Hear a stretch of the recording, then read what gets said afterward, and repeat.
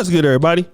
It's your boy, O'Shea Duke Jackson, back at it again with another episode of the Celebrity Junk. I know that many of you brothers can have somewhat of a hard time dealing with my views, especially views on race and interracial dating. And I get that. We all live the world differently. I grew up in California. I grew up in one of the most racially diverse cities in America, which was Sacramento. I lived in Los Angeles. So California is a very diverse state, if not the most diverse state in the union. And Sacramento was one of the most decorated cities in the country for interracial dating. So when you talk about, and I went to Sacramento State University, graduated, went to UC Berkeley for a time. So when you talk about those places, nobody's gonna look down on you for having a white wife or anything like that. California is very liberal, okay? However, I would like to draw your attention to what I have noticed when some of us as black men, we're forced to, usually in America, to get somewhere, we're going into dominant society. And because of the way we feel about one another, we tend to, let's say, draw out of each other or draw away from each other because of bad experiences. So we won't work together. We don't feel safe working together. So what we'll start to do is we'll start to look for more opportunities in the dominant society. And it makes sense because they have all the jobs, they have all the industries. And we feel like as blacks, if we try to compete with that, we're not going to get there. So what's the point? And plus, let's just talk about it in third person. I'm tired of dealing with these in the first place. I'm tired of dealing with these in the first place. That's what we're going to say. And to be fair, that's what happens. But at the same time, there's a price to pay when you deal with another group and go into their economy versus when you deal with your own group. And I'm gonna give some experience to this. Look at Jonathan Majors. Jonathan Majors, the guy is a talented actor and he's also very smart. He ended up getting the master's, I believe, if it was from Yale, Master's of Fine Arts. He went to University of North Carolina School of the Arts. So the guy is very talented and he's bright. But now, here's what we're seeing now. Okay.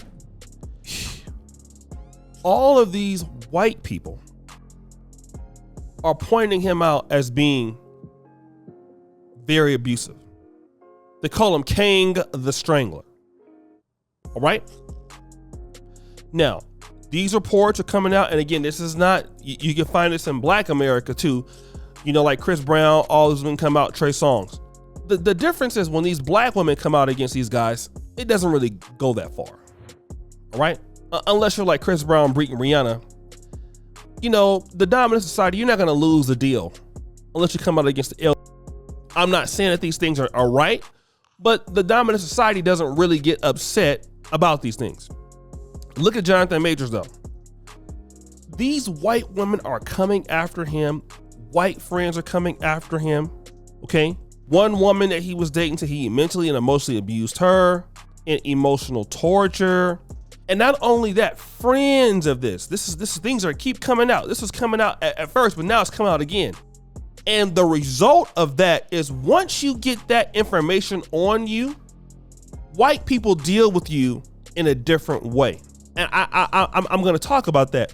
Once you start to, let's say for an example, deal with white women.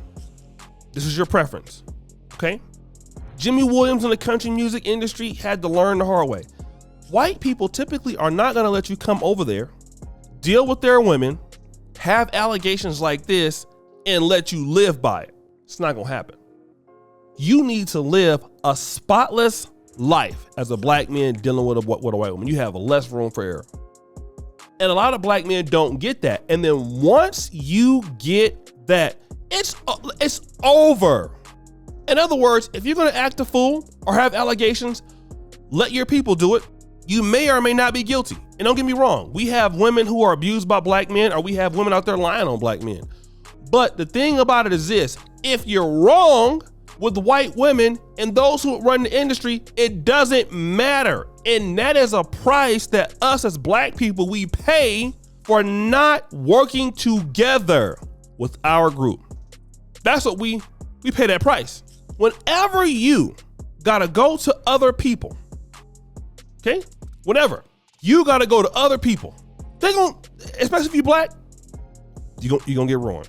I tell us all the time, start working with black men.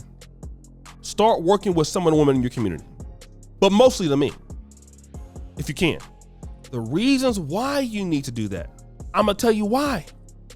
The reason is because you'll be able to tell your own story, write your own story, and set your rules of engagement. And black people tend to, when stuff don't make sense, are more likely to support you. Now you got some out there that's gonna sell out. But once you take your behind over there to these white people, and any form of allegation like that is out there, whether it's true or false, look at the guy, the country singer guy in Nashville. This guy, what he did was morally wrong. Okay? Morally wrong. Jimmy Allen, rather. Jimmy Allen cheated on his wife. Jimmy Allen was being unfaithful. That's what he did. But here's what we're not talking about. Outside of that, the girls are now saying he did this, he did that, but they were having consensual sex with him the whole time, and it's a lie. Now he's lost everything. When you're a black man dealing with white women and something happens, you lose everything. Not everything you got, you're gonna lose it. That is the facts, guys. You are going to lose it. These white folks ain't playing with us like that, and we need to be mindful that they're not. Okay? We need to be mindful that they're not. And stop saying so much, you know what? I'm tired of these Negroes. I ain't working with these Negroes no more. Okay.